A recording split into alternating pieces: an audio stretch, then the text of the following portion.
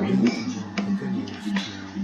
to move to more consumption-led, domestic demand-led economy rather than relied on the investment or export. So, so to speak, more rebalance should move on and go on, and it's already happening. It should continue, and of course, during the process, the rapid credit expansion need to be paid closer attention, and we observe that the authorities are taking measures, and these measures actually already have the early the positive result. I think generally most people think that This clip is related to the story of stuff because of the fact that the economy will not work if we stop buying our products. If our products didn't break, no economical growth will be made. This is the way our system works. The same is going on in China, and therefore this clip. This is made possible by the standardization of transport. Faster transport makes us able to trade on a global scale with faster and with more people. Since the 1980s, a lot of the global production happens in China. This is cheap and makes it economical beneficial. This is even more apparent with masculine economy in countries like the USA and the United Arab States, where people are wealthy and always want the newest stuff.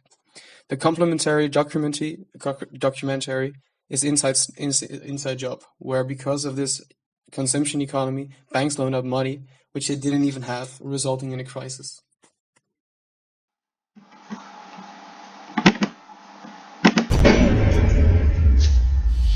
Climate change will bring more frequent extreme weather events, droughts, and sea level rise.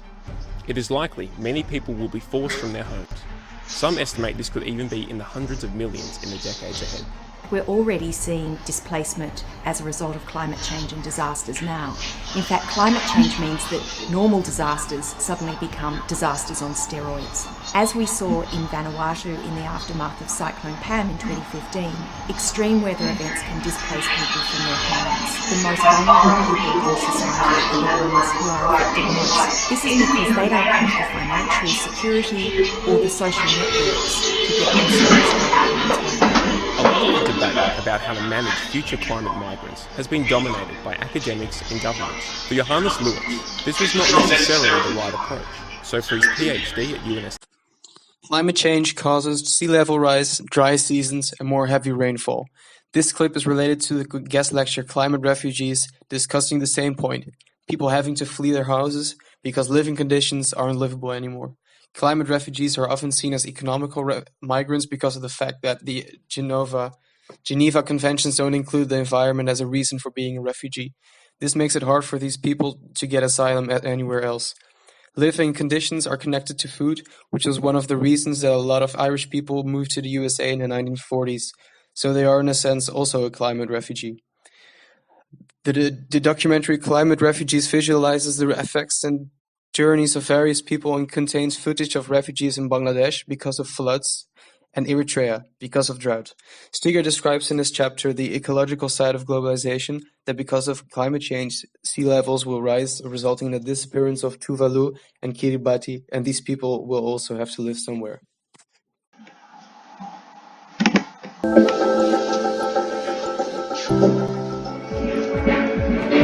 The world is increasingly complex and interconnected.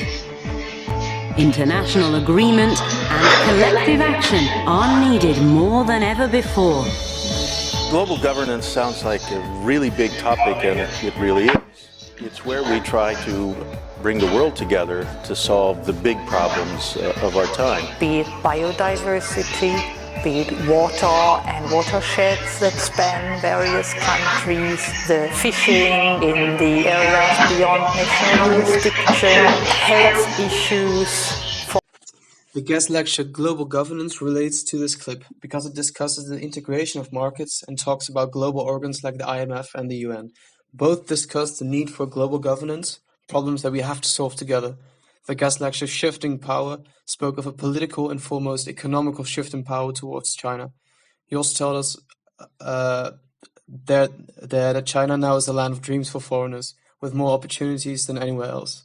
This used to be America, but it just shifted. This relates to the clip for more countries that are willing to trade with China because they have more opportunities and because of the USA withdrawing from the Trans-Pacific Partnership. The clip relates to the guest lecture Humanitarian Aid because of bad governing. Not all the money that's meant for the people in aid can be coordinated better with the help of global governance. Steger talks about the demise of the nation state, and this relates to the clip as well. Borders are disappearing and international laws are getting globally ratified. David Helft from the TEDx talks about the importance of global governance, that we are not alone on this planet, that we need to think about others, and especially about the generations after us.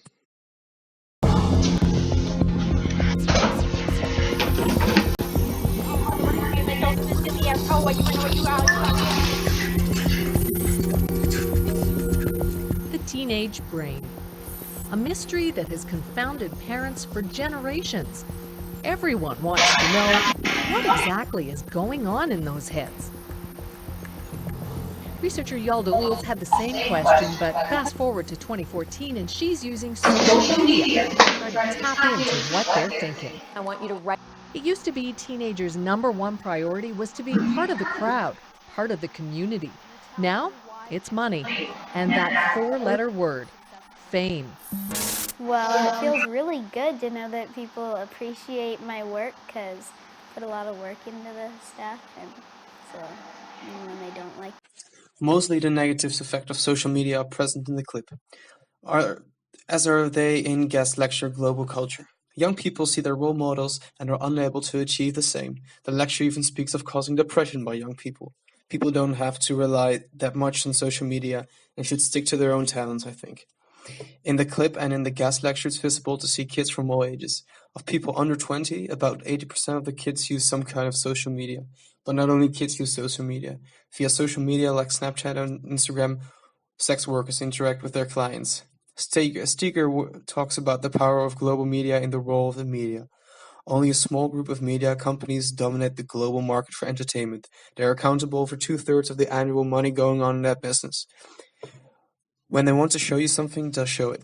TEDx speaker Bailey Pernell talks about some negative effects social media has on your mental health. Because you're always busy with your online social life, you forget your real life. Also, you're always posting stuff that isn't true and are just highlights of your day.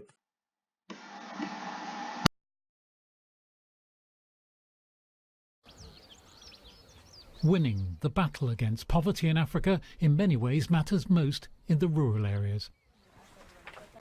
After years of underinvestment in agriculture, recognition now that it remains crucial to the continent's economy and to curbing the exodus to the towns and cities. Robert Nkunda, now 35, could have felt that he had no future in this part of Uganda. My father died when I was still very young. We didn't have enough land, only a plot where we lived. That is the reason I did not go for an education. But I worked hard to buy this land where I'm farming. Although the soils here are becoming alarmingly exhausted, Robert is one of the local farmers who see benefits from the Millennium Village project. Giving aid to people helps. There are less poor people in the world, as it shows in the guest lectures Aid in the New World and Making Markets Work. Climate change doesn't help. In Africa, some parts are getting drier and drier, and this doesn't really help the economy. Dry season causes bad crops, and bad crops have little value, resulting in an even lower income for locals.